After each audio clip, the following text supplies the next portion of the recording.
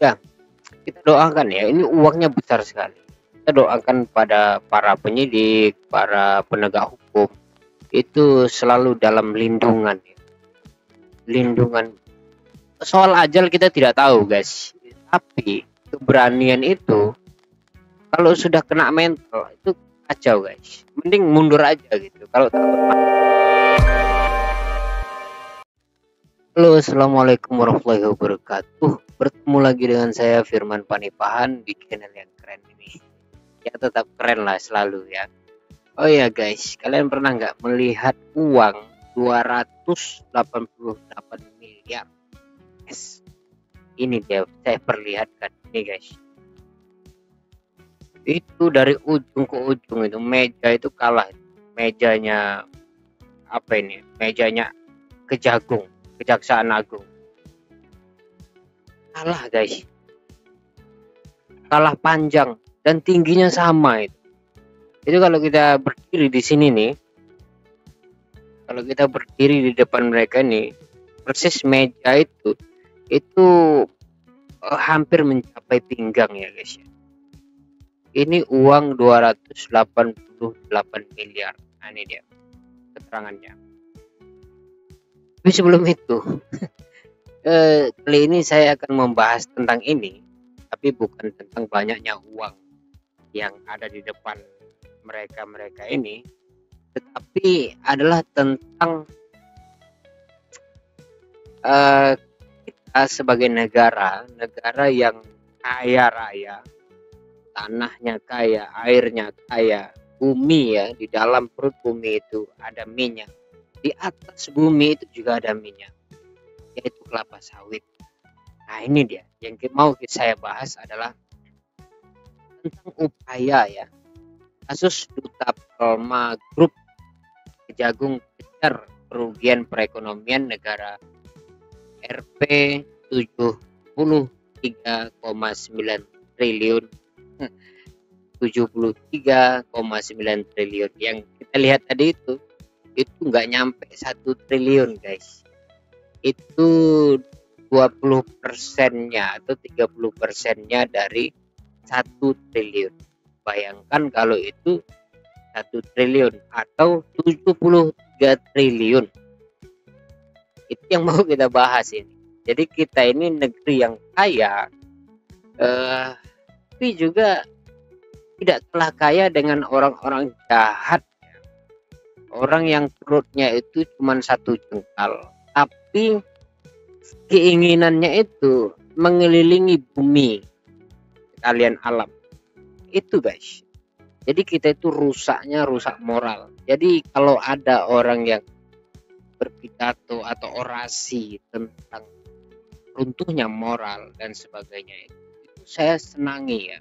Dalam arti untuk meningkatkan kepercayaan kita terhadap moral. Orang selama ini ya sekarang itu orang banyak sekali tidak percaya ya dengan sopan santun gitu. Kepada orang tua kita harus cium tangan misalkan. Malah kemudian banyak orang yang mempertanyakan apa esensinya. Itu akibatnya karena kita itu diperlihatkan atau dipertunjukkan oleh orang-orang besar, orang yang rapi, memakai jas, memakai dasi, sepatu licin dan seterusnya itu. Mereka itu gayanya seperti itu, sopan di depan orang, tapi di belakang kita menusuk. Mereka korupsi habis-habisan, membunuh banyak kepala orang, menutupi setiap lambung orang-orang miskin dari rezeki mereka. Ya rezeki oke, kita konsep rezeki nanti kita terserah siapa saja yang membahas itu berkaitan dengan agama dan sebagainya. Tapi yang jelas peluang untuk berbuat jahat, peluang untuk berbuat baik itu muncul dari moral kita. Nah, mari kita baca ya guys ya, bagaimana upaya Kejagung ini sudah sampai mana gitu. Mungkin saya akan mengawal dengan video ini. Langsung kita baca saja. Kompas. Setelah Surya Darmadi, pemilik Duta Palma Group, memiliki menjadi terpidana dalam kasus korupsi kegiatan perkebunan kelapa sawit. Kini sang anak Sherly Darmadi menjadi tersangka pencucian uang terkait kasus tersebut. Meski Sherly disebut berada di luar negeri, Kejaksaan Agung akan berupaya memulangkannya. Itu harus ya, kalau bisa dijemput, jangan memulangkan, dijemput. Kita jemput sing ke luar negeri berapa sih habisnya, total sebagai 30 juta lah satu orang, itu 100 juta lah udah habis-habisin aja, itu nyampe 1 M kok. Tadi uang yang kita lihat, nah ini nih, ini 288 miliar. 1 M ambil dari sini buat dananya itu, terus buat laporan, jangan nggak laporan. Dan orang awam itu kadang berpikir seperti itu ya, maksud saya juga gampang-gampangan lah gitu, nggak usah ribet memulangkan, ini kan ancaman. Nanti Charlie-nya kalau dapat berita ini terus dia baca, dia menghilang kan, itu akibatnya itu. Oke, kita lanjut. Meskipun Surya Darmadi sudah berkekuatan hukum, Kejaksaan Agung belum berhenti. Seperti kata Jaksa Agung Sanityar Burhanuddin dalam jumpa pers beberapa waktu lalu, pihaknya mengejar kerugian perekonomian negara yang jumlahnya mencapai 73,9 triliun. 73,9. Aduh, nggak terbayangkan uangnya seperti apa ya. 1 triliun aja berat ya, berat bagi kita untuk membayangkan. Oke, lanjut. Kalian tahu nggak kenapa 73,9 triliun itu nolnya tidak ditulis? Nah, kepanjangan, makanya dibuat triliun aja. Udah gini aja gitu. Coba bayangkan ini kalau misalnya 100.000, itu pasti nolnya ditulis, karena cuma 5 kan ya.